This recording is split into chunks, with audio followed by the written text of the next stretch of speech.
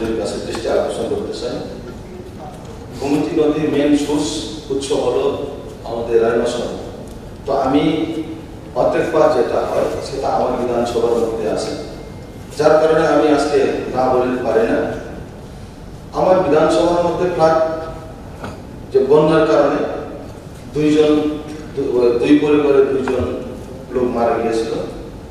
তো এরপরে এখন ভূমি দশে প্রচুর বহু পরিবার এখান থেকে উচ্ছেদ হয়েছিল।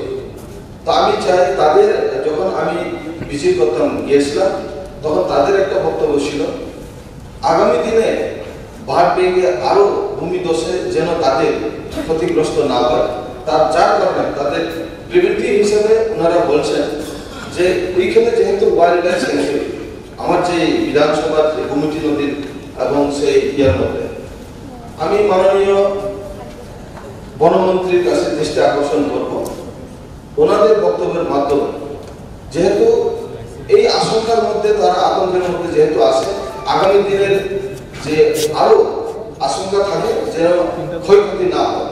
তো ওনাদের একটা বক্তব্য হচ্ছে ওয়াইল্ড লাইফ স্যাংচুরিকে তাদের মানে বসতি স্থাপনের জন্য অন্য আরেকটা জায়গাতে নিয়ে মানে উচ্ছেদ করে অন্য তাদের মানে যেহেতু তারা স্বীকার করছে, তাদের ইচ্ছা প্রকাশ করছে, সেটাকে যেন ভিজিট করে। আমি মাননীয় বনমন্ত্রীকে অনুরোধ করব জয়েন্ট ভিজিট করে সেই জায়গাতে যাদের এত সুবিধার জায়গাতে নিয়ে তাদেরকে বসতি স্থাপন নতুনভাবে করানো যায় সেটার দিকে দৃষ্টি আকর্ষণ করার জন্য আমি অনুরোধ রাখছি। ধন্যবাদ।